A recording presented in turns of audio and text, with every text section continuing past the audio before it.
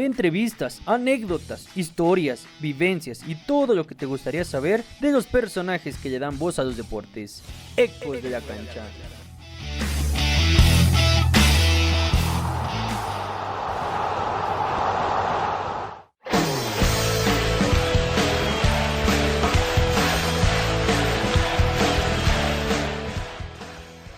Toluqueño de nacimiento, potro hermano por decisión.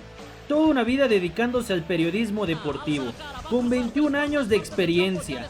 Reportero, narrador, conductor, comentarista, locutor, analista y padre de familia son solo algunas de las posiciones que ha ocupado en esta cancha. Sus pininos fueron en las cabinas de la Universidad Autónoma del Estado de México, en donde se dio cuenta que su talento era innegable delante de un micrófono. De ahí dio el salto a los medios locales y no fue hasta el 19 de septiembre del 2000 cuando tuvo su primera aparición en radio con una cápsula de deportes universitarios en Ultra Noticias. Sin darse cuenta, ahí iniciaba el camino de la leyenda. Ganador del segundo draft de voces hecho por Televisa gracias a su peculiar estilo para relatar. Su carisma y sus enormes conocimientos en la materia lo llevó a destacar en dicho concurso que era a nivel nacional. Debido a esto se ganó su lugar en Televisa Deportes, donde fue escalando narrando Liga Mexicana, Liga de Ascenso, pero sus pasos eran gigantes y cuando menos sintió estaba narrando el Mundial de Brasil 2014. Y aunque su sueño es narrar un segundo mundial, nos sigue deleitando con esa voz inconfundible cada 15 días en los partidos del Toluca. Nos honramos con la presencia de Juan Carlos Cartagena en Ecos de la Cancha.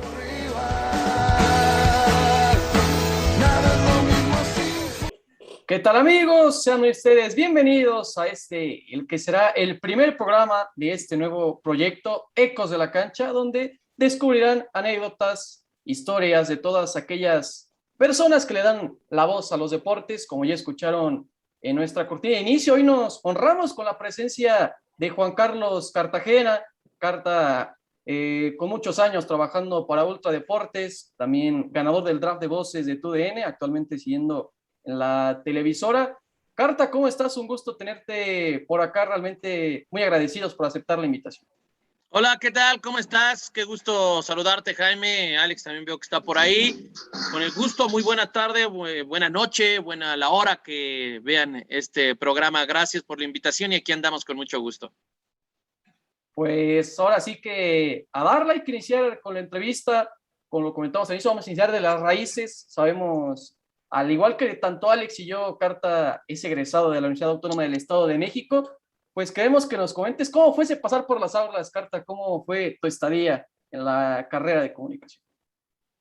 Bueno, no es normal, ¿no? Como cualquier alumno, chavo, que entras con mucha ilusión de ver qué puedes aprender, de cómo puedes irte ligando a los medios, con altas y bajas. También me tocó participar en el equipo de fútbol de la UAM.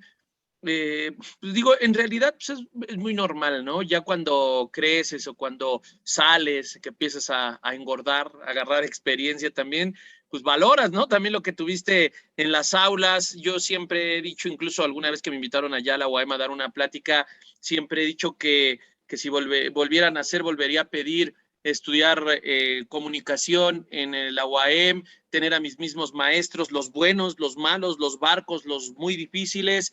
Volvería a pedir los mismos colegas, los mismos amigos, los no amigos que llegas a tener en las aulas, porque todos ellos te van formando, todos ellos te van exigiendo y te van haciendo lo que eres cuando sales. Entonces, ahí agarras muchas herramientas, no solamente teórico, no solamente metodológicas, herramientas de la vida. Y es una parte fundamental que tienes que aquilatar, que tienes que aprovechar y que tienes que ir resolviendo sobre la marcha con todo. Repito, todos los obstáculos los volvería a tener porque esa es una parte medular que tienen hoy a Juan Carlos Cartagena en lo que tenga que estar, ¿no? Lo bueno, lo malo que he tenido, lo tengo en gran parte gracias a esa parte de mi vida en la UAM. ¿Y siempre tuviste claro que ibas a estudiar comunicación o en qué momento fue esa toma de decisiones que es bastante difícil?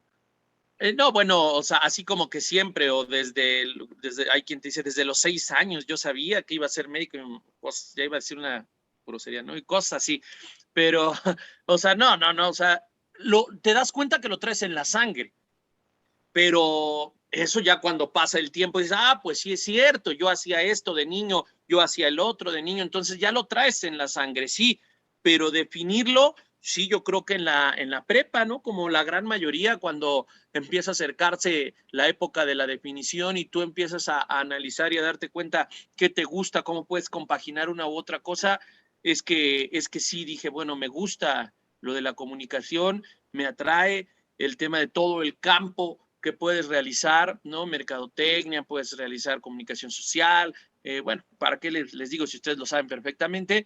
Y bueno, ahí es donde tomo la decisión de jugar en el equipo de fútbol y también tratar de involucrarme en algo que tuviera las dos posibilidades, ¿no? Es decir, que me diera una carrera, pero que al mismo tiempo no me desligara de los deportes que tanto me gustaban. Y por eso es que decido estudiar comunicación.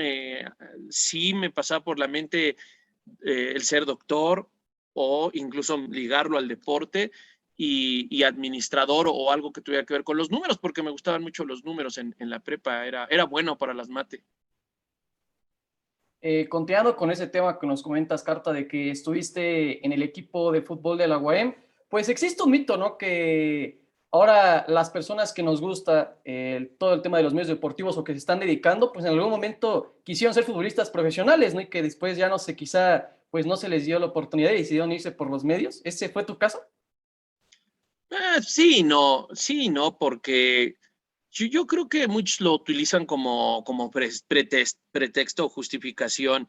Yo creo que yo sí pude seguir si lo quisiera, pero también llega un momento en el que te das cuenta dónde puede haber mayor posibilidad de éxito, ¿no? Y no porque en el deporte no lo haya, sino que en el deporte, ahora que viene este tema de los Juegos Olímpicos de moda, pues en el deporte te das cuenta que hay mucho sacrificio y que hay poca probabilidad de que te volteen a ver antes de que llegues a cierto nivel. Y las circunstancias de mi vida eran ya trabajar. O sea, para mí era muy importante ya poder trabajar, ya poder ejercer desde que yo estaba en la UAM, desde que yo estaba en la facultad, ya tenía que trabajar, ya tenía que mantener ciertas cosas de casa o propias, y que en el fútbol pues, era un proceso mucho más largo. Entonces, yo creo que tiene que ver esa pregunta que me haces más con que pues para que a ti te gusten los videojuegos, o si tú quieres hacer un podcast de videojuegos, pues antes te tuvieron que gustar los videojuegos y tuviste que ser un gamer, ¿no? A lo mejor no en potencia, pero sí alguien que te gustara y que supieras cómo menearle, ¿no? Entonces, va de la mano igual. O sea, si tú quieres dedicarte a los medios, pues supongo que a los medios deportivos, supongo que en algún momento te pasó por la idea ser futbolista, ser beisbolista, ser basquetbolista, dependiendo de la zona, ser karateca, ser taekwondoín, pues de alta escala, ¿no? De alto rendimiento. Por supuesto que siempre te pasa, pero también llega un momento en que tú determinas y dices, a ver, por aquí voy bien, por aquí puedo mezclar las dos pasiones que yo tenía, que era la comunicación y el deporte, y así fue como lo hice, ¿no? No soy de los que dicen, me chingué la rodilla, o no soy de los que dicen, yo podía ser mejor que tal, pero no, simplemente tenía una capacidad, pero también noté que tenía una buena capacidad para transmitirlo en los medios. ¿Tú solito te diste cuenta de esa gran capacidad que tenías con la voz, con la elocuencia, con los conocimientos deportivos, o fue alguien que te dio ese empujoncito que dijo, oye, tú eres bueno para esto? No, en realidad, no, yo creo que tú no mides esa parte de qué tan bueno o malo eres, tú lo vas desarrollando. Y si te gusta lo que vas desarrollando, pues te quedas ahí y lo empiezas a desarrollar más. En mi caso, me gustaba mucho desde niño, me gustaba mucho narrar mis partidos con mis muñecos o de mis propios familiares que tenía, más grandes obviamente que yo. Cuando yo te hablo de estos 6, 7 años, 8, 10 años, siempre me gustaba ir narrando, y luego con el juego de video me gustaba narrarlo. Es decir, yo poco a poco me di cuenta, no me di cuenta si lo hacía bien o mal, me di cuenta de que me gustaba. Ya después, si lo hacía bien o mal, la gente lo diría. En gustos te rompen géneros. Hoy, con 21 años de trayectoria, hay a quien no le gusta, y es muy válido. En gustos se rompen géneros, hay a quien sí le gusta. O sea, imagínate si yo me hubiera esperado a que alguien me dijera, oye, ¿lo haces bien? Pues a lo mejor me encontraba más de los que te decían, no, pues lo haces mal. Yo no podía detenerme a ver si lo haces bien o lo haces mal. Yo simple y sencillamente desarrollaba lo que yo quería hacer. Es importante eso. Si tú quieres ser algo, puede ser que el primer día lo hagas pésimo. Y si tú le preguntas a todos, oye, ¿qué tal lo hice? Y de cada 10 personas, 9 te dicen que mal y tu mamá te dice que bien, pues evidentemente tú vas a decir, no, pues lo estoy haciendo mal y dejas de hacerlo. Pues no, es obvio que el primer día no te va a salir tan perfecto como en el día 10,000, ¿no? O como en el día 1000, ¿no? Cuando ya tienes 3 o 4 años de experiencia, pues evidentemente que va a ser mucho mejor que lo hiciste, repito, el día 1000 que el día 1, y que el día 1000 o el día 10,000, pues la gente te va a reconocer y te va a decir, oye, lo estás haciendo magnífico, oye, qué buena experiencia. Pues sí, porque ya lo estás haciendo mejor, pero no podemos esperarnos que el día 1 lo hagamos perfecto o que todos te digan, oye, tienes talento, tienes madera. No, tampoco nos podemos detener a que si somos o no somos. Les pongo ejemplos, ¿no? En Televisa, algunas veces me hicieron comentarios de verdad que me sacaba de onda, ¿no? O incluso en Ultra mismo, alguna vez otro, digamos que comentarista o comunicador, un día se me acercó y me dijo que por qué trabajaba en Televisa. Y le dije, bueno, pues porque gané un concurso, porque había sido mi sueño de niño, ¿no? Y lo cumplí, y me acuerdo que me decía, yo te recomiendo que ya no trabajes ahí, que te salgas, te va a venir bien salirte de ahí. Entonces me acuerdo que dije, pues no, porque ese es mi sueño. Y a lo mejor cuando me digan, ya hasta ahí, gracias, pues está bien, pero yo habré cumplido mi sueño. Y en alguna otra ocasión me empezaron a felicitar en el Twitter por una narración y un colega me dijo, oye, pero no acostumbres a la gente que siempre lo haces tan bien. Entonces, es de ese tipo de consejos que dicen, perdón por la palabra, son tontos, son absurdos, ¿no? De gente que a lo mejor te envidia y tú no sabes si ese día que tú sales y te dicen, oye, lo haces mal, pues va a ser alguien que te está tirando mala vibra. Tú debes de pensar en lo tuyo. Tú debes de ser tu propio analista y tampoco estar del otro lado. Pues mi mamá y mi familia me va a decir que soy el mejor, pero tampoco me la debo de creer de ese lado, ¿no? Ni tan acá ni tan acá. Debo de ser yo mi propio evaluador y también darme cuenta que, repito, o sea, al inicio empiezas con más ímpetu y ganas que con técnica y que con experiencia, obviamente. Y al paso del tiempo vas adquiriendo esa capacidad para poder transmitir mejor. Pero partiendo de la pregunta que me haces, Alex, yo creo que yo fui el impulsor, pero no porque creyera que lo hacía súper bien o magnífico, sino simplemente porque me gustaba y quería encontrar una forma, ¿no? De repente, de hecho, inicié siendo solamente reportero, ¿sí? Y yo narraba y yo sabía que tenía a lo mejor cierto talento para la narración y de repente pues se fue abriendo esa posibilidad y un día dije, bueno, pues yo voy a esta otra y me fue bien, ¿no? Es como, por ejemplo, hace poco me preguntaban, oye, eh, hoy tienes un rol de conductor en tu DN, ¿no? Pero en Ultra tienes uno de narrador. Y me decían, ¿cuál te gusta más? Pues los dos me gustan más. Y me decía, oye, pero ¿cómo te sientes de que, bueno, en tu DN no te tienen narrando y en Ultra sí? Pues yo me siento, soy el mismo, o sea, pues no he cambiado, sigo narrando, a lo mejor no me genera la extrañeza porque sigo narrando en Ultra, no, a lo mejor cuando deje de conducir o deje de narrar voy a extrañar alguna, pero hoy no, ¿no? Y habrá algunos a los que les guste tu estilo y habrá otros a los que no. Tú tienes que estar preparado para cuando llegue la oportunidad de conducir, reportear, narrar, hacer guión, lo que tú quieras, pero siempre y cuando te deje ese buen sentimiento y la satisfacción personal de que tú estás haciendo bien tu trabajo. Justo ya entrando en ese tema del draft de voces, Carta, pues platicarnos un poco de cómo fue que entraste a la convocatoria, cómo fue la experiencia de vivir ese primer draft de voces de Televisa. Pues fue el draft de voces 2, ya había pasado uno que la verdad no me enteré del 1.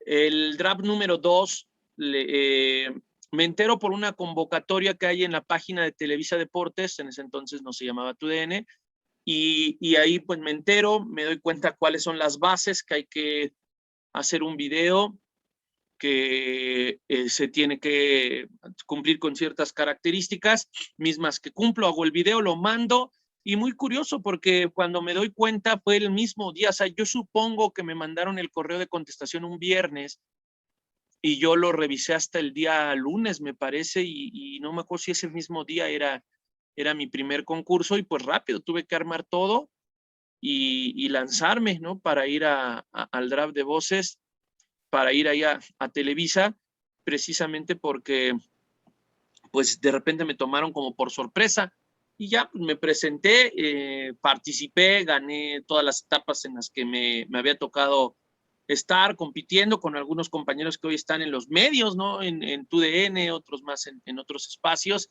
y fui avanzando las rondas, ¿no? Pues, yo la verdad es que sí lo disfruté, mi familia lo padeció un poco y eso me hizo a mí de repente también estresarme de más por querer sacar un buen beneficio de ahí. Sí, la verdad es que el draft de voces me cambió totalmente la vida, fue una catapulta, una eclosión hacia lo que hoy tengo y me agradó, la verdad es que sinceramente me agradó mucho la participación, fue bonita, fue llena de experiencia, conocí muchas personas, muchos amigos que hoy ligados al medio, otros no tanto, pero muchos amigos, y fue una experiencia única, diferente, un reto personal, un reto incluso a los fantasmas que puedes tener en torno a la perfección, en torno a los reality shows. Yo pues no creía, ¿no? En los reality shows, yo no creía en las calificaciones perfectas y tuve que exigirme de más, tuve que exigir a mi mente, a mi cuerpo para poderlo ganar, tuve que exigirme como nunca lo había hecho y logré ganar y esa fue la llave que abrió hacia una puerta llena de miles de sorpresas y bendiciones que tuve y que tengo. Voy a regresar un poquito en el tiempo, saltamos desde la universidad hasta el tema del draft de voces, pero dejamos en medio un poco de carnita. ¿Cuál fue tu primera aparición o tu primer acercamiento con un micrófono? Platícanos de ese primer instante en el que te dan la oportunidad. Bueno, es que estando en la carrera de comunicación, pues tus primeros momentos en un micrófono, podríamos decir que fueron en la escuela, ¿no? En algo escolar. Curiosamente, si me lo dices a nivel profesional, ya a nivel profesional, pues fue en Ultra. Yo voy a cumplir años el 19 de septiembre y precisamente fue un 18 en el que me piden mi primer trabajo y yo el día de mi cumpleaños del 2000, es decir, el 19 de septiembre del 2000, grabo mi primer nota en el noticiero de Alejandro Maldonado, USN Noticias se llamaba, Ultra Sistema de Noticias en Ultra 101.3, y ya pues yo lo grabé pensando pues a ver si salgo, por ahí de la 1 de la tarde lo grabé, el noticiero era a las 2 y justamente pues llegando a casa de mi abuelita, incluso en esa ocasión, pues era mi cumpleaños y me iba a dar mi abrazo y bla, bla, y de repente me dice, oye, saliste en radio, estamos escuchando el noticiero y saliste. Yo no me esperaba pues que fuera así como que rápido, dije, pues van a analizar mi nota, van a ver si les gusta, si cumplo con los requisitos, y no, pues de inmediato me dijeron que sí, como a las 2 semanas de inmediato me hablaron, me dijeron, oye, pues de reportero queremos que estés en la Semana de la Comunicación en el TEC de Monterrey, vamos a estar transmitiendo desde allá y queremos que des los deportes desde ahí en vivo, entonces pues ni modo, a fletarme, ¿no? A echarle obviamente pues decía, pues es que yo apenas soy reportero, apenas empiezo, pero bueno, vas agarrando los patrones que conoces y ahí armé pues mis notas y la verdad es que sí, me fue bien y de ahí me quedé. Entonces, eso es como profesionalmente hablando. Sin embargo, sin saberlo, en la etapa de la prepa, por ahí del 5º semestre, yo creo, o 6º de la prepa, una maestra tenía una encomienda que era hacer una pastorela, recuerdo muy bien, y con estas grabadoras de cassette, ahora sí que antiguitas, grandotas, toscas, nos dijo a 4 alumnos que si podíamos prestarle la voz para darle vida a una pastorela. Y entre ellos pues me eligió a mí, así, me dijo, oye, me gusta tu voz, para que hagas, creo que hice al niño Dios, que me acuerdo que creo que hice al niño Dios, y obviamente de niño, pues mi voz era de preparatoriano, todavía no era tan de adulto, y ahí fue la primera vez que hice una voz. ¿no? En un texto de una pastorela. No se me olvida, pero tampoco lo había hasta, no sé, hace como 5 o 6 años que me puse a pensar. Dije, bueno, esa fue la primera vez que tuve contacto ya con una grabación como tal, ¿no? Pero no era profesional, fue un maqueteo ahí para una maestra, justamente venía diciembre y tenía ahí que armar el texto de una pastorela. Y ahí fue, pero ya profesionalmente ese 19 de septiembre del 2000 hice 3 notas de deporte universitario y fue cuando salí por primera vez ahí en Ultrasistema de Noticias con Alejandro Maldonado. Antes el de deportes era Marco Aguilar, que hoy trabaja en el ayuntamiento de Toluca en comunicación social, pero bueno, él cubría deportes mientras encontraban a alguien que pudiera hacerlo y cuando llegué pues me dijo, tú eres el indicado, ya te evaluamos y pues vas, ¿no? Y así fue como arranqué en mi carrera en el 2000, en el lejano 2000. Ya nos contaste un poco de cuál fue tu primera experiencia de micrófono. Ahora, ¿aún recuerdas tú ya cuál fue el primer partido que te tocó narrar para Televisa tú en ese entonces? ¿Para Televisa o el primero mío? El primero tuyo y el primero para Televisa. Bueno, el primero mío es haciendo cancha, no haciendo narración, sino cancha en un Toluca Irapuato. Hace muchísimo tiempo, el Irapuato pues, venía con Isaac Terrazas, me acuerdo, y el Toluca, bueno, pues era un Toluca que empezaba a andar bien, que ya había ganado título del fútbol mexicano, ¿no? En época del profe Mesa, por ahí así, en el cambio que se da hacia la época de Ricardo Antonio Lavolpe. Ahí en esa época me tocó iniciar haciendo haciendo transmisiones, repito, de cancha, hacía la labor de cancha. Antes hacía reporteadas, después, bueno, vino la labor de cancha, y fue un Toluca Irapuato el que hice. Y como narrador en Ultra me tocó por primera vez narrar un partido, fueron los tiempos extra y los penales del Toluca Cruz Azul de la final, el 14 de diciembre del 2000, ya se me fue, 2008, bueno, esa final, 2008, del 2008, ahí el 14 de diciembre del 2008 fue mi primer final que narré, o bueno, mi primer espacio que narré, porque hacía cancha y en esa ocasión los compañeros que estaban asignados a la narración tenían otras asignaciones, no contemplaban los tiempos extra y tenían que mandar a sus respectivos canales información y entonces me tocó a mí subir y hacer la narración desde el palco. Y en Televisa fue un partido de jornada 2, Tigres contra Querétaro, el 14 de enero, fíjate, curiosamente también un 14, eso no lo había tomado en cuenta, 14 de enero del 2012 fue ese primer partido, jornada 2, en el Volcán Tigres Querétaro. Es un partido en el que la pelota, de hecho mi primer gol no debió contar porque la pelota sale muchísimo de la línea final y el árbitro de ese entonces, con quien además tengo buena relación, que es Fernando Guerrero, deja correr la jugada, se hace el centro y de ahí deriva en el gol de Juninho, que fue el único gol del partido, el 1-0 de ese Tigres que era su presentación después de haber sido campeón venciendo a Santos en la final y le gana al Querétaro. Curiosamente, platico en alguna ocasión con Fernando Guerrero que ese para él pudo ser el último partido de su carrera por ese error que le sumió en una cierta decepción porque pues, se equivocó rotundamente, le costó trabajo poderse recuperar y lo hizo, ¿no? Por tanto, hoy es uno de los mejores árbitros del fútbol mexicano y curiosamente ese error fue mi primer gol, o sea, fue el primer gol que yo narré en el fútbol mexicano en televisión, que fue el de Juninho en el Tigres contra Querétaro. Y en ese draft de voces en el que gana segunda edición, estaba viendo un video del programa de La Jugada y está sentado en la mesa con Paco Villa narrando un Guadalajara contra Pachuca. ¿Es del todo improvisado o más o menos les avisan por dónde van a ir? No te avisan nada, no te avisan absolutamente nada, te tiran el partido que te toca al azar en la producción y lo que me acuerdo que sucedió en esa ocasión, incluso en el video, si te das cuenta, Paco Villa se equivoca en el momento en el que nos switchan el partido y él cree por el uniforme de Pachuca, cree que es Jaguares, porque el uniforme de Pachuca era rayas naranja con azul, algo así, pero predominaba el naranja y él al inicio me dice, vamos con el Chivas Jaguares, ¿no? Con ese Chivas Jaguares, y yo me suelto, y ya él mismo dice, Pachuca, es decir, va en el momento.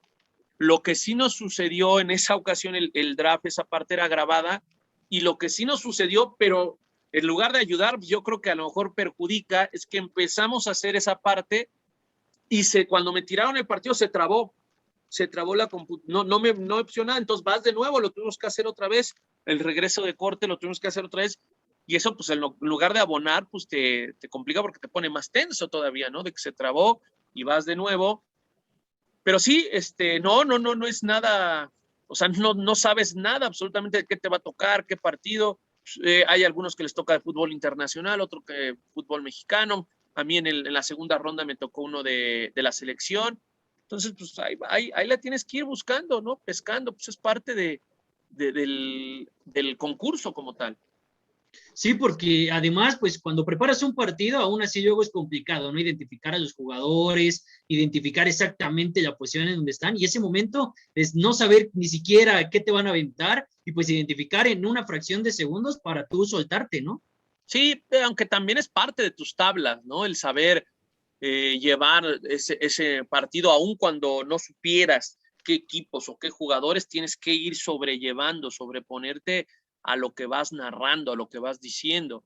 Entonces sí, es una buena prueba, es un buen ejercicio, creo yo, para conocer más o menos tus tablas, ¿no? O quién puede tener madera para ser narrador. No, yo no evaluaría en un draft, yo no evaluaría si tienes, si conoces al jugador o ¿por qué es tan rápido que no te da tiempo de evaluar? Pero puedes evaluar voz, ¿no? El timbre, la emoción que generes, la emoción que transmitas, ¿no? Los conceptos que manejes en una narración de 1 minuto, para mí son mucho más importantes. Pues ya te tocó ganar el draft de voces, ¿no? Pero después, para ti, ¿qué fue lo más complicado? Porque, digo, ganar no te aseguraba nada, ¿no? Ahora sí que dependía de ti, pues, el seguirte manteniendo en Televisa, el mantener tu lugar. ¿Cuál dirías que fue la parte más complicada?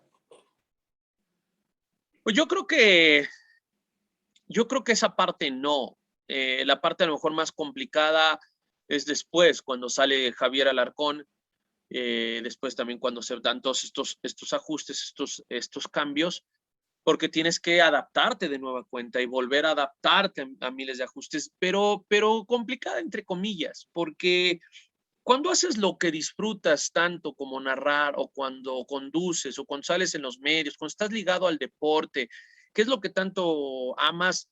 Yo creo que no hay cosas complicadas, más bien hay obstáculos que sortear, pero siempre te dan bondades, ¿no? Aún el obstáculo más fuerte siempre va a tener del otro lado una bendición, una bondad para aportarte, para darte esa satisfacción de que lograste ese objetivo. Quizá en el inicio no me fue tan complicado porque pues yo sabía que había un apoyo, había un respaldo de parte de una televisora, de los jefes que sabían que tenías la madera, la capacidad para hacerlo.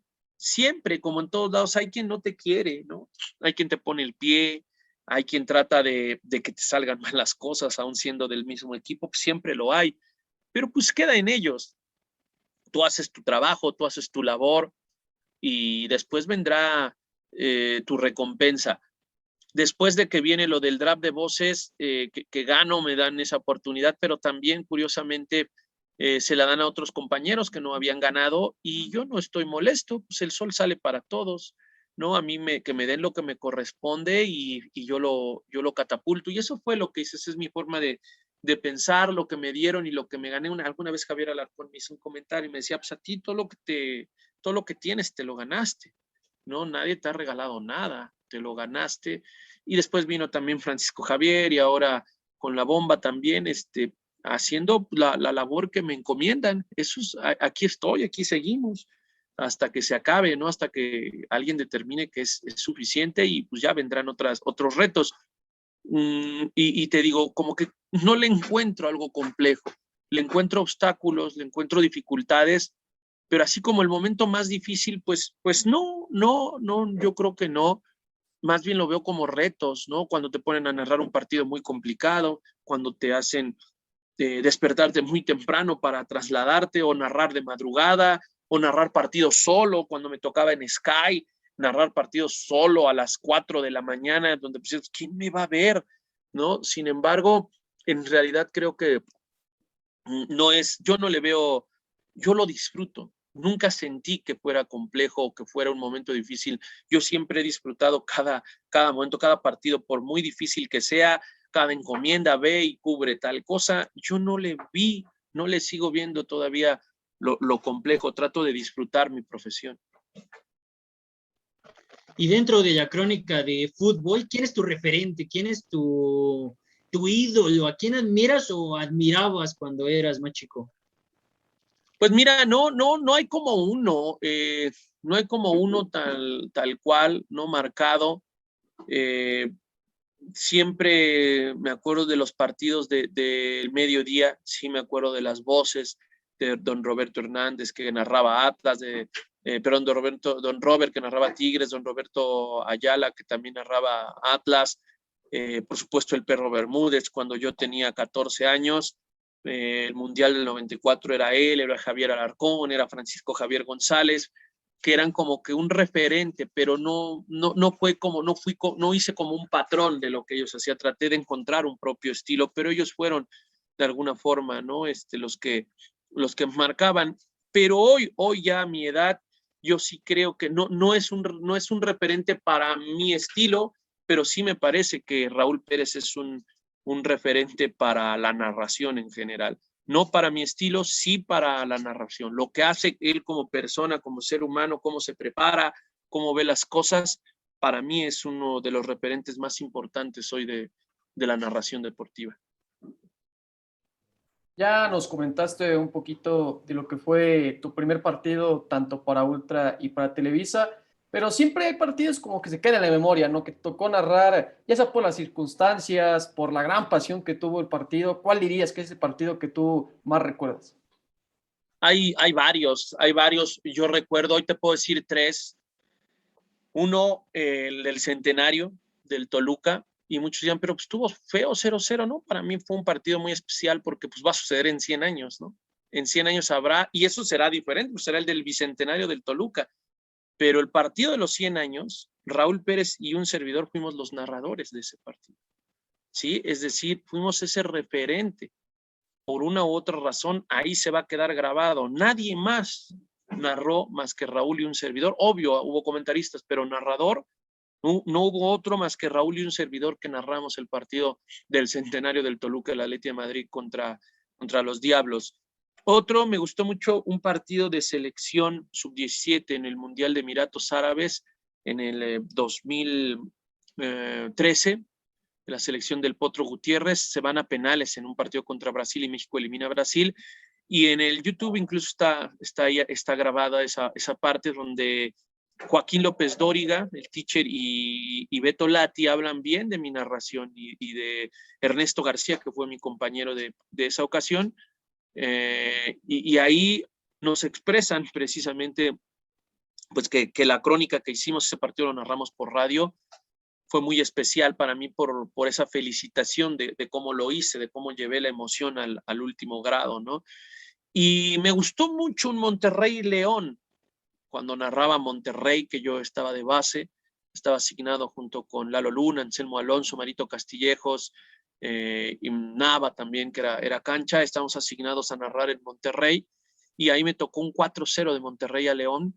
Ese me gustó mucho, fue un muy buen partido y me gustó mucho. Y así te podría contar algunos otros. Estuve en el partido que le hicieron de homenaje, yo lo narré, el América contra el Atlético de Madrid, pero el homenaje que le hicieron a Chucho Benítez.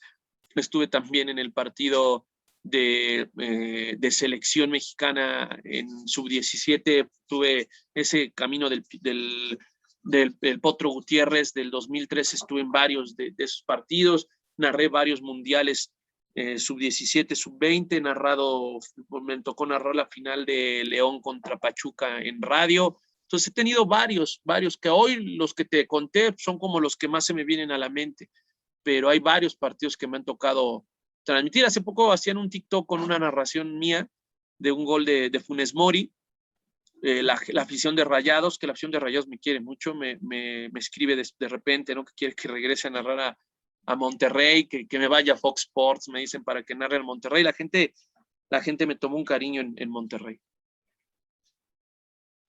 ¿Y qué tan complicada fue esa transición? Empiezas en el radio y después das el salto a la televisión. Sí fue difícil el tema de que en radio pues tienes que ser mucho más detallado, ¿no? Narrar exactamente lo que está sucediendo para que la gente en casa se lo imagine, y en tele es como más vivir la pasión. Sí, no es difícil, no me ha sido difícil, pero sí es un cambio, ¿no? O sea, no puedes describir en tele porque lo está viendo la gente. Y en radio es vital describir para que la gente lo imagine, ¿no? No puedo decir, vemos la repetición en radio, ¿no? Y en tele no puedo decir, sale el director técnico a dar indicaciones, pues porque ya la gente vio que salió a dar indicaciones. Tengo que decir algo más, ¿no? De eso, tengo que hablar más de ese referente que está en la tele y decir, tiene 3 victorias, lleva 10 años en la institución, fue exjugador, algún dato o algo que abone, ¿no? No nada más describir lo que estoy viendo o lo que ya vi. Entonces, si es diferente, no me es difícil, pero sí es diferente. Y sí requiere de una preparación diferente. No quiere decir que te prepares más en uno o en otro, pero es una preparación diferente. Repito, en radio tienes que estar con la habilidad de describir, de saber a qué huele, aunque no lo estés oliendo, para que se lo digas al radio escucha, que te permite ser sus ojos en ese instante. Y en el caso de tele, necesitas dar ese dato interesante, duro, bueno, preciso, corto, cuando viene una imagen de estas que yo te digo, ¿no? Y en la repetición, pues evidentemente en radio no puedes decir, vemos la repetición, tienes que buscar alguna otra, porque hay veces en que narras del estadio, pero hay otras en que narras desde una cabina, por ejemplo, los partidos de algún torneo internacional, pues no, cuando no haces el viaje, no tienes posición, que se le llama, lo haces desde cabina. Entonces ahí cuando te tira la transmisión internacional una repetición, tú no puedes decir en radio vemos la repetición, tienes que encontrar un argumento diferente, y en el caso de tele, cuando te tiran la repetición, debes de tener la capacidad de analizar la repetición que te están mandando. Ahora con la pandemia, Carta, yo creo que cambió mucho la forma de trabajo. Fue un boom todo lo de las redes sociales, ¿no? El caso de TikTok, de Facebook Live, Instagram, videos. Para ti, ¿cómo fue esa adaptación ahora del trabajo en las nuevas tecnologías? Bueno, ya quien no se había involucrado se encuentra en un gran problema, ¿no? Lo hemos visto con algunas otras empresas, en algunos otros rubros, que pues si no se digitalizaron sus negocios, que si no buscaron abrir su página, pues se quedaron muy atrás. En mi caso, yo sí tenía ya página, ya tenía el Twitter, ya se hacían algunas transmisiones. Es más, curiosamente, en Televisa Estado de México, antes de la pandemia, yo creo que incluso por ahí de diciembre del 19 en una reunión, o noviembre del 19 en una reunión, yo propuse hacer desde casa o hacer locaciones con el celular, hacer algo diferente. Una parte me habían dicho, sí, pero es que se pierde porque puede que la imagen no sea como de una cámara profesional. Entonces me empezaron a poner varias trabas, y entonces yo empecé a hacer mis espacios que tengo, desde antes los hacía con Facebook Live, pero ya trataba de poner algunas cámaras, hacía algo diferente. Entonces a mí ya no me costó trabajo, ¿no? Cuando les agarró la pandemia, pues así en Televisa Toluca sí se pusieron a parir chayotes, ¿no? Porque eso que les propuse, ahora era lo que tenían que hacer, pero con la diferencia que no tenían la experiencia. Y bueno, hoy en día, pues así se hacen las transmisiones, ¿no? Entonces no me costó tanto trabajo, pero sí cuesta acostumbrarte en algún momento de la pandemia que todo lo hacías desde casa, ¿no? Cuando no es lo mismo que tú lo propongas como algo que es una alternativa a que lo tengas que hacer por obligación y necesidad, ¿no? Entonces, por decir, si tú vas a hacer una grabación desde casa, pues esperas que esté todo bien acomodado, que no haya ruido, ¿no? Porque ya lo tienes preparado, pero cuando ya es todos los días por obligación y por necesidad, pues llega un momento en que algo no da, la luz, ¿no? La red, alguien hace ruido, tu familia tiene que seguir con su vida y tú en tu casa no puedes estar todo el tiempo conectado, ¿no? No puedes hacer conexiones todo el tiempo. Todo eso, pues sí, había que adaptarlo. adaptarse a eso, pero en general no me costó tanto trabajo poderlo hacer de esta forma, vía remota, y hoy pues parece que es ya hasta una costumbre, una sana costumbre de repente conectarte o hacer este tipo de entrevistas, ¿no? Es un facilitador, si lo sabes desarrollar, es un facilitador de vida.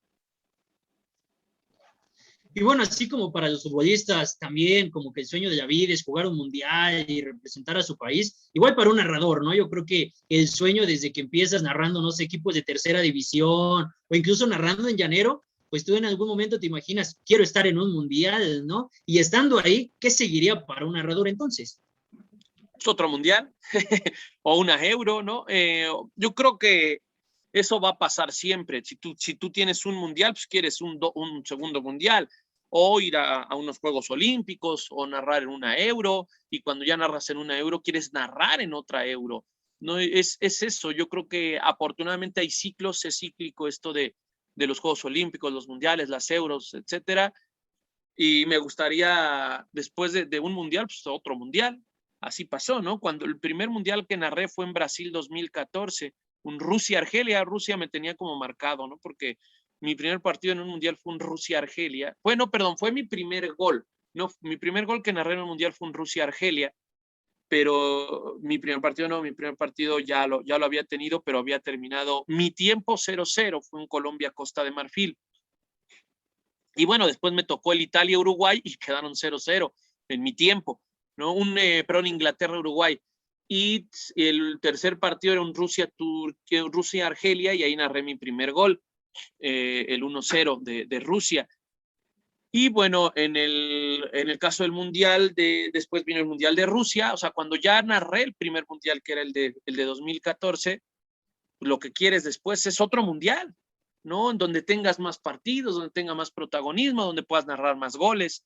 Y pues después fue el de Rusia, ahora pues esperar hacer algo en el de Qatar, y en el anterior proceso olímpico también, ¿no? Narré partidos de fútbol en Juegos Olímpicos. Después, bueno, en este no tuve la oportunidad de hacer muchas cosas por el tema de pandemia, pero pues la idea es, ¿por qué no? Después, más adelante, volver a narrar no solo fútbol, algún otro deporte en Juegos Olímpicos. Y ya llegando a las últimas preguntas de este programa, Carta, hay otra pregunta que muchos nos hacemos, ¿no? Y desde tu opinión, desde tu perspectiva, ¿el narrador nace o se hace? Yo creo que las dos, pero evidentemente te vas haciendo, te vas conformando de ciertos aspectos o características que te van a armar, ¿no? Puedes nacer con una gran voz y eso te impulsa a ser narrador. Puedes nacer con una habilidad para transmitir, para hablar, para comunicar, y después te vas haciendo narrador, pero también puedes desarrollarlo. No necesitas tener una voz como la del Perro Bermúdez para poder tener la capacidad para desarrollar una capacidad de transmitirlo. Entonces son un poco las dos, tienen que aparecer las dos. Puedes tener un vozarrón y tienes voz de locutor, pero no te gusta leer, o no te gusta transmitirlo, o te gusta comunicar, pero pues a tu estilo. Entonces, eso yo creo que son un poco las dos. No podríamos decir que naces, te haces, es más como te haces, pero también es importante que nazcas con ciertas características que te permitan impulsarte, no desarrollarte. Eso va a ser siempre a lo largo del camino, pero a lo mejor hay ciertas características con las que tú naces y que te van a impulsar a hacer algo más adelante, pero sí es mucho más el que se desarrolla que el que nace con. Y antes de despedirnos, me quedó una espina, me llama mucho la atención que traes tu jersey de la selección de México en el 94. ¿Cómo viviste tú ese mundial en el que pasan como primero de grupo y los echan en octavos de final luego? Es un mundial muy especial para mí. 1994 también fue un año muy, muy especial. Ahí tuve una situación en la garganta que me hizo estar hospitalizado un tiempo, y después, bueno, pues en el volver a renacer, volver a estar, me chuté todos los partidos del mundial, ¿no? Pues entre que me recuperaba y también me hacía un poco a esa edad para ver el mundial, pues vi todos los partidos casi.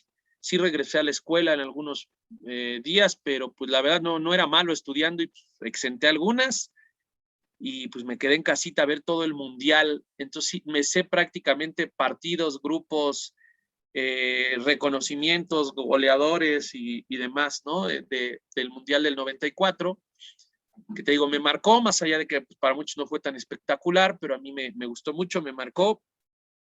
Y pues sobre la selección, sí, un grupo bien bravo, donde se punteaba además de dos, no era como ahora que por victoria eran 3 puntos.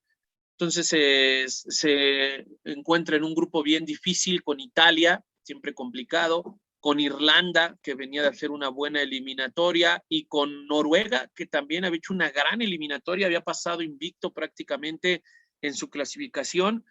Y bueno, les toca con México, además México empieza perdiendo con Noruega, 1-0, con aquella de Sague que le da en la nuca y que se va hacia arriba, y después se repone, le gana a Uruguay, a Irlanda con los goles de Luis García, y finalmente pues empatas con Italia y avanzas en primer lugar, pero bueno, en la siguiente ronda te toca el Bulgaria de Hristo Stoichkov, que pues, te lleva a los penales, ¿no? Los fatídicos penales, y ahí, bueno, pues Jorgito Rodríguez, Marcelino que juegan en Toluca y Beto Aspe fallan, se va esa oportunidad, estuvo muy cerca, también creo que cuenta mucho la expulsión de Luis García, que te deja con 10, el famoso tema de Mejía Barón y los cambios, si debió meter a Hugo Sánchez, si no lo debió meter, si le temblaban las piernas a los búlgaros cuando vieron que calentaba Hugo, si lo quería meter de mediocampista, todo eso, pues al final se volvió nada, ¿no? Con esa falla de quedarnos en octavos, cuando sabíamos que había mucha gente arropando a México, que en caso de clasificar, pues nos hubiera tocado Alemania, pero curiosamente Bulgaria elimina a Alemania 2-1 con el gol de Lechkov y de Stoichkov, y reponiéndose. Entonces, bueno, sí es una selección que te marca, una gran selección, porque mira, te voy a decir 2 cosas rápido. Hasta antes de ese mundial del 94 tenías el único referente del 93, donde Mejía Barón hizo una gran labor con ese equipo de Copa América que llega hasta la final contra Argentina. Es decir, la motivación del mexicano después de haber sido suspendido del mundial del 90, o sea, tenías el referente del 86, donde había sido sede, el boom, pero después te cortaron esa emoción en el 90 por los cachirules, te suspenden. Entonces había muchas ganas, mucho deseo del aficionado. Yo como niño tenía de verdad, unas ganas bárbaras de ver a mi selección en un mundial, porque lo había visto a los 6 años, ¿no? Es más, tenía 5 cuando fue el mundial del 86. Entonces sí, vi a Quirarte, vi a Hugo Sánchez, yo de verdad era un fan, ¿no? Estaba vuelto loco por la selección mexicana, y ¡pum! De repente en el 90 no vas. Y entonces dices, híjole, se pierde, se corta. Entonces había mucha ansiedad, mucho deseo de ver a la selección. Y ese mundial del 94 traía ese inicio de generación del 93, del subcampeonato en Copa América de Ecuador, cuando pierdes contra Argentina la final 2-1, y traías mucha emoción de un equipo que avasallaba a sus rivales, obvio, en la CONCACAF, que pasó primero, que pasó con una gran emoción de efusividad en aquel partido en Canadá, con esa épica narración de Orbañanos, del abuelo que mete el gol, y estamos en el mundial y nos vamos al mundial, cuando solamente se clasificaba siendo primer lugar de grupo, no había como ahora, ¿no? Tantos boletos, solamente uno iba a ir y logra ir México. ¿Hacia dónde voy? Que este mundial del 94 y ese partido que pierdes contra Bulgaria, esa es la razón de la que hoy la gente se preocupe y ocupe por el 5º partido. Si México en ese mundial del 94 le gana a Bulgaria, consigue el 5º partido, y a nadie le pasaría la palabra por la cabeza, por una sencilla razón, pues porque hoy si se habla del 5º partido es porque 94, 98, 2002, 2006, 2010, 2014, 2018, son 7 seguidos en los que nos quedamos en 4 partidos. Pero ahí en el 94, el último referente de mundial había sido de 5. El 5º partido del 86, ahí sí había 5º partido, sí lo habíamos conseguido. Es decir, si en el 94 llegas al partido, a los cuartos de final, no habría este mito sobre el quinto partido que no tenemos. Lo habrías logrado sin ningún problema. A lo mejor habría críticas porque no se ha vuelto a conseguir, pero ya lo habrías tenido, ¿no? Fuera de tu país, en Estados Unidos. Y ahora sí, ya para ir finalizando este programa, Carta, solamente pues déjanos algunos consejos para toda esa gente que se quiere dedicar a los medios deportivos o también los que ya están iniciando ese sueño. Pues mira, leer es muy importante, leer, estar al día de lo que pase en materia de deporte, no solamente del fútbol, y en materia político-social, geográfica. Cambian mucho las condiciones de los países, ¿no? La geopolítica se va reconfigurando y es importante saber parte del legado histórico, ¿no?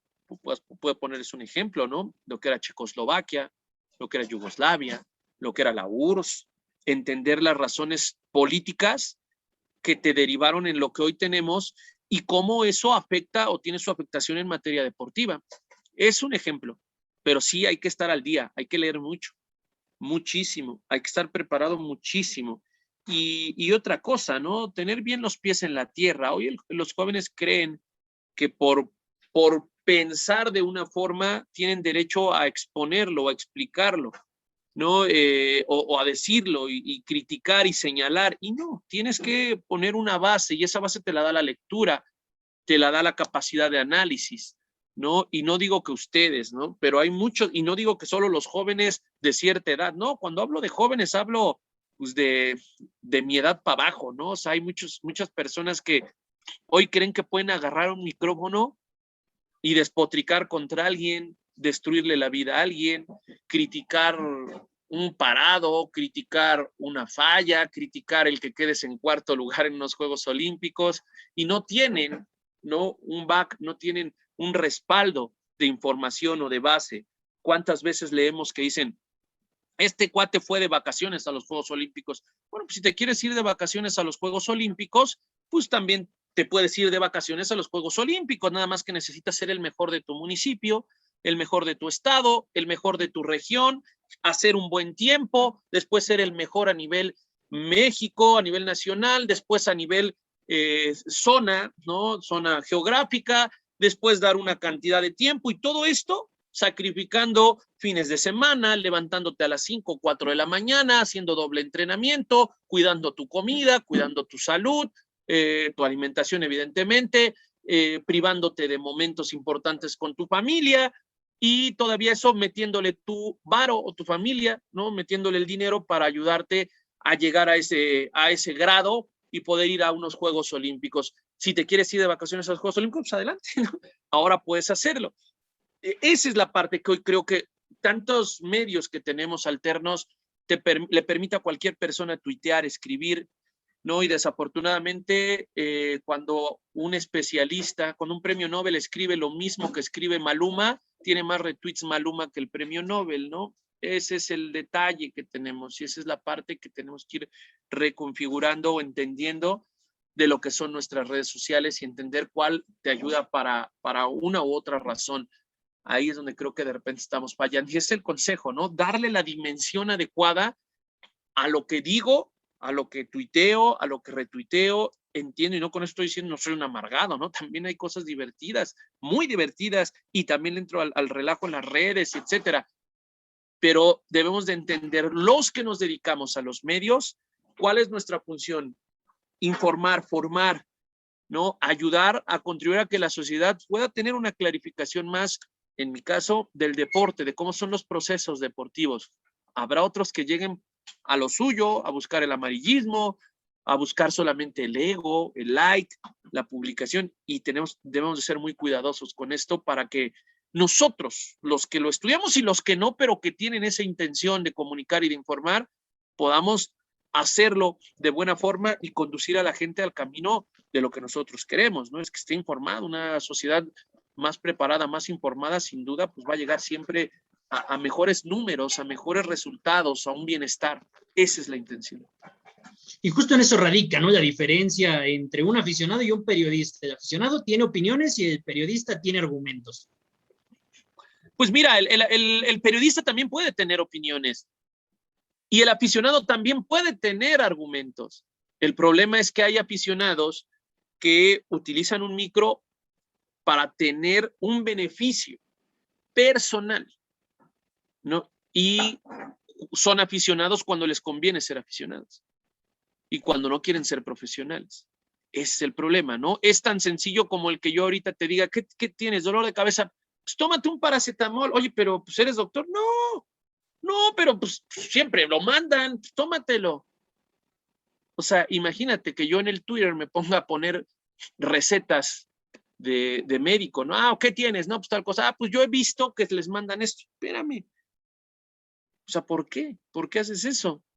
No, zapatero a tus zapatos. Pero, o sea, tampoco significa que esté en contra de los aficionados que hacen. Simple y sencillamente que hay algunos, no todos, hay algunos aficionados a los medios de comunicación. Digo, hay muchos que ni siquiera estudiaron comunicación y lo hacen de muy buena forma, pero hay otros que lo utilizan y no utilizan solo el medio, utilizan a la gente. Y eso es lo triste del caso. Pues no nos queda más que agradecerte por haber estado este día con nosotros, Carta. Realmente un abrazo hasta tu casa, porque eres el primer invitado de este nuevo proyecto Ecos de la Cancha, así que vas a ser el padrino, nos vas a dar la buena suerte para que sigamos sacando muchos más capítulos, que estén bien atentos ahí a las redes sociales que tenemos, en Facebook, Deporteanos igual, en YouTube también, Carta, si nos quieres comentar tus redes para que la gente también te vaya a seguir a ti. Con mi nombre me encuentran en Facebook, en Instagram, Juan Carlos Cartagena, con G, y en Twitter, Cartagol9, @Cartagol9, ahí estamos. Ahí está entonces también las redes de buen Juan Carlos Cartagena para que lo vayan a seguir y estén bien atentos. Cada viernes estaremos subiendo un nuevo capítulo con muchas más anécdotas, más historias de toda esa gente que le da la voz a los deportes. En esta ocasión tuvimos al buen Juan Carlos Cartagena, que repito nuevamente, muchas gracias, Carta. Nos despedimos gracias por habernos escuchado en este día. Yo soy Jaime Domínguez. Yo soy Alex Hernández. Y hoy tuvimos de invitado a Juan Carlos Cartagena. Gracias, mi querido Jaime, Alex. Fuerte abrazo, enhorabuena, que les vaya muy bien en el proyecto y ya saben, cuentan conmigo. Gracias por jugar conmigo. Un abrazo.